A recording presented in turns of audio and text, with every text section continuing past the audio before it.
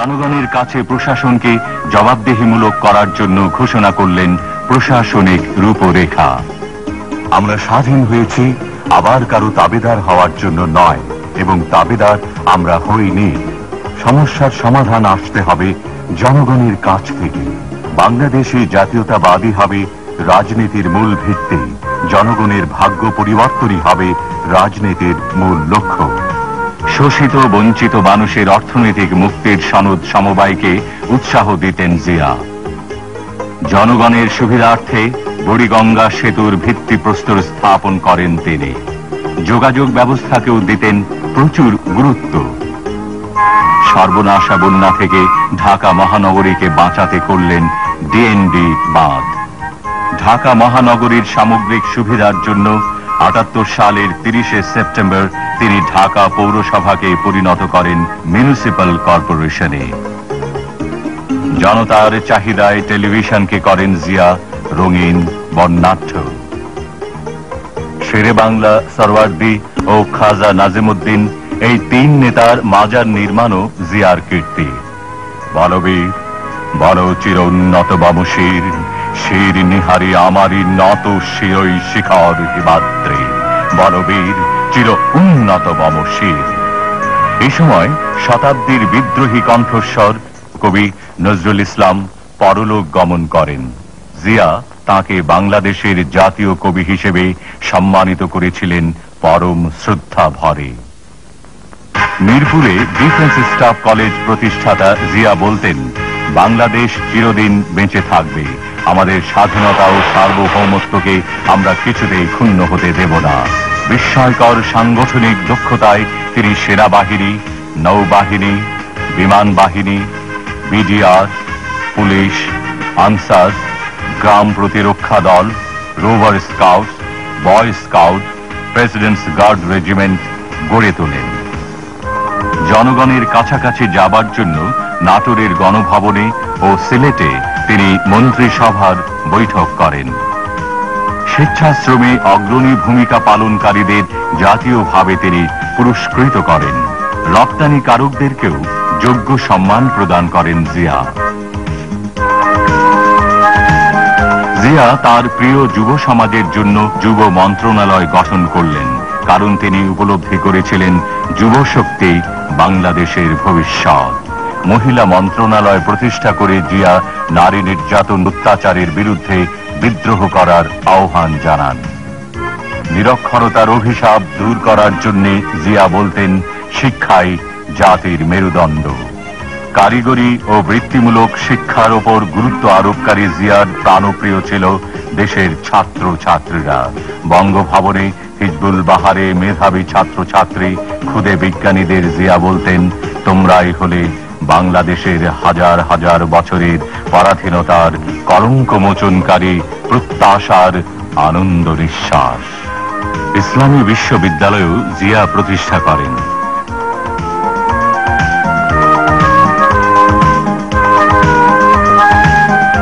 ICT বিটিআরও তাঁর কীর্তি। আন্তর্জাতিক ক্রীড়াক্ষেত্রে বাংলাদেশ মাথা তুলে দাঁড়াবে এই প্রত্যাশায় জিয়ার আমলে স্টেডিয়ামে আসন সংখ্যা বাড়ে, ফ্লাড লাইট প্রচলিত হয়, শুরু হয় এশীয় যুব ফুটবল। টেনিস কমপ্লেক্সও তিনি প্রতিষ্ঠা করেন। ক্রীড়াক্ষেত্রে কীর্তিমানদের তিনি করতেন পুরস্কৃত।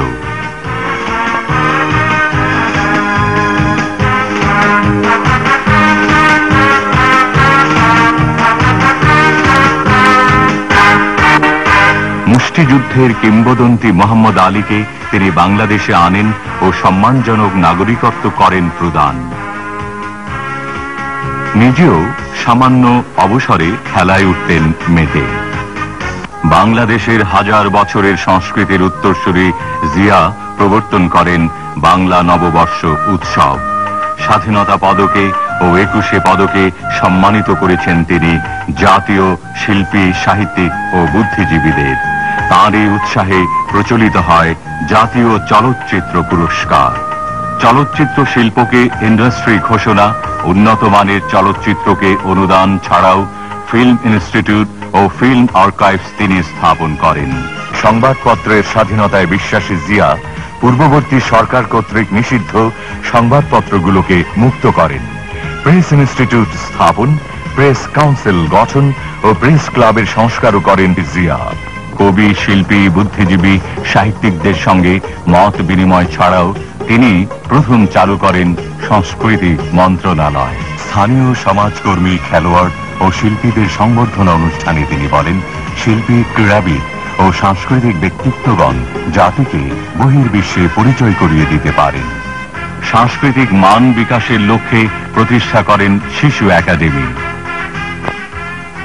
বিনোদনের জন্য শিশুদের উপহার দেন শিশু পার্ক। টেলিভিশনের নতুন কুড়ি পুরস্কার ছাড়াও তিনি জাতীয় সংসদে দর্শক হিসেবে শিশুদের আমন্ত্রণ জানান। আন্তর্জাতিক শিশু বর্ষের মিছিলে জিয়া নেতৃত্ব দেন নিজে।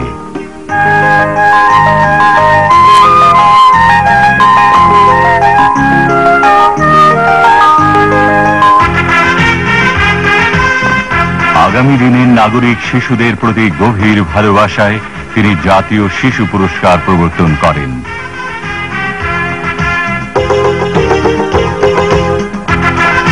বঙ্গভবনে প্রতিভাবান শিশুদের পুরস্কৃত করা ছাড়াও স্টেডিয়ামে শিশুদের মাঝে সরলতার সঙ্গে মিলেমিশে জিয়া শিশুদের নয়নমণি হয়ে ওঠেন।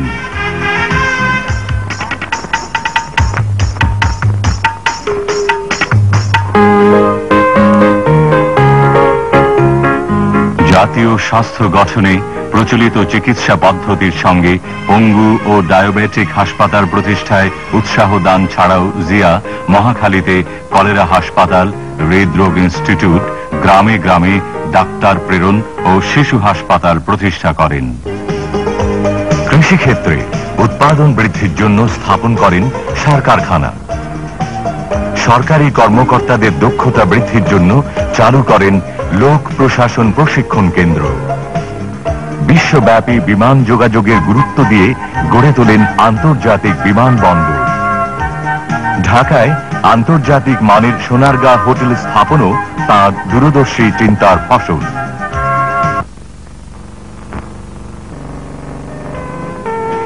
মুসলমান, হিন্দু, বৌদ্ধ, খ্রিস্টান সহ সকল ধর্মের স্বাধীনতায় বিশ্বাস করতেন। কখনো খ্রিস্টানদের উৎসবে, কখনো বৌদ্ধদের পার্বণে, কখনো ইসলামী জলসায় তিনি যেতেন।